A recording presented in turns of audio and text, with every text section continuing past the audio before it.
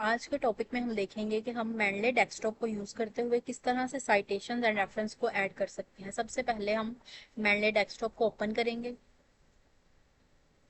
Mendel desktop को open करने के बाद ये टॉप बार में हमें फोल्डर्स के ऑप्शन दे रहा है, तो ये प्लस साइन पे हम जब क्लिक करेंगे तो हमारे पास एक न्यू फोल्डर क्रिएट हो जाएगा। अब उस न्यू फोल्डर पे डबल क्लिक करेंगे तो हम उसे रीनेम कर सकते हैं। लाइक मैं इसे एग्री के नेम से रीनेम कर रही हूँ। ओके, जब भी हमने किसी पेपर पे या किसी बुक चैप्टर पे किसी भी न्यू प्रोजेक्ट पे काम करना है तो उसके लिए हमें एक सेपरेट फोल्डर क्रिएट करना चाहिए, ताकि उसकी सारी जो हमारे पास रेफरेंस है वो एक सेपरेट फोल्डर में हो। लाइक ये आप देख सकते हैं कि मैंने डिफरेंट जितने भी पेपर्स पे वर्किंग की है तो उनके एक सेपरेट सेपरेट फोल्डर्स क्रिएट किए हुए हैं। ठीक है। ओके, हमारा जो फोल्डर है उसमें अब हमने चले जाना है वो है एग्री।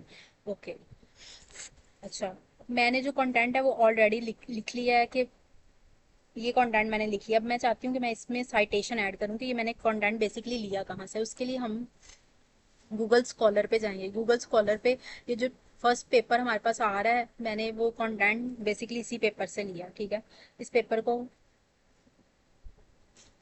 हम ओपन भी कर लेंगे और फिलहाल हमने इसकी साइटेशन ऐड करनी है। तो साइटेशन ऐड करने के लिए हम साइट पे क्लिक करेंगे। साइट पे क्लिक करने के बाद ये रेफमैन के ऑप्शन दे रहा है, रेफमैन पे क्लिक करेंगे। जब हम रेफमैन पे क्लिक करेंगे तो उसकी साइटेशन हमारे पास डाउनलोड हो जाएगी। ठीक है। ओके, अब हम जाएंगे मेंडले में। मेंडले में जाने के बाद हम मेंडले की लाइब्रेरी में उस वो डाउनलोड होके हमारे लैपटॉप में गया। ठीक है। अब हम उसे मेंडले डेस्कटॉप में इंपोर्ट करना चाह रहे हैं तो ये ऐड के ऑप्शन पे क्लिक करेंगे और वो जो डाउनलोडेड साइटेशन थी अभी रिसेंटली हमने किया वो हमारे पास टॉप पे शो कर रहा है। इस पे क्लिक करेंगे, ओपन करेंगे तो वो हमारी मेंडले डेस्कटॉप की लाइब्रेरी में इंपोर्ट हो जाएगी। हमारे लैपटॉप से मेंडले डेस्कटॉप की लाइब्रेरी में इंपोर्ट हो गई है। ओके, अब हम दूसरा काम ये करेंगे कि इस पे क्लिक करने के बाद इस रेफरेंस पे हम इस पे राइट क्लिक करेंगे। राइट क्लिक करने के बाद ये अपडेट डिटेल्स की ऑप्शन दे रहा है। ओके, एक मिनट जी, ये अपडेट डिटेल्स की ऑप्शन दे रहा है। जब हम अपडेट डिटेल कर लेंगे ना तो हमारे पास जितना भी मिसिंग डाटा होगा वो सारा आ जाएगा। ठीक है, मोस्टली इस तरह होता है कि हम जब उसे अपनी लाइब्रेरी में इंपोर्ट करते हैं ना तो उसका डीओआई नंबर नहीं आता इधर।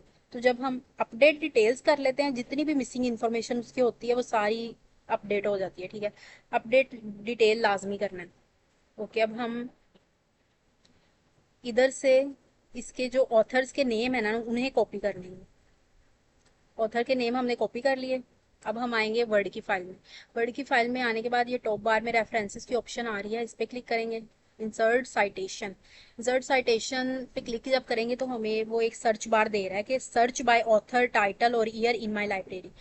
ओके, अब हम ऑथर के नेम से उसको सर्च करेंगे। इधर आके हम जब पेस्ट करेंगे तो वही स्पेसिफिक पेपर जिसकी हम साइटेशन ऐड करना चाहते हैं वो आ जाएगा। इस पर क्लिक करेंगे, ओके कर देंगे तो हमारे पास ये साइटेशन ऐड होगी।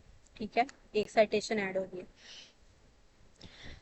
अब अगर हम चाहते हैं कि हम ये जो सारा कंटेंट है यही बात इस ऑथर ने भी कही है, किसी एक और ऑथर ने भी कही है, दो ऑथर सेम बात कह रहे हैं, तो हम इसी साइटेशन पे क्लिक करेंगे, रेफरेंसेस पे जाएंगे, एडिट साइटेशन पे क्लिक करेंगे। एडिट साइटेशन पे क्लिक करने के बाद हम इधर किसी और ऑथर को भी सर्च कर सकते हैं। लाइक मैं अभी इधर कोई भी एक रैंडमली ये ऑथर है कि इमरानुल हक वाला जो पेपर है ना फंगल ओमिक्स, मतलब इस इन्होंने भी यही सेम बात कही है। ठीक है, तो हम इस पे क्लिक करेंगे, ओके कर देंगे तो वो दोनों साइटेशंस ऐड हो जाएंगी। इसी तरह तीन ऑथर्स भी हम ऐड कर सकते हैं, चार भी।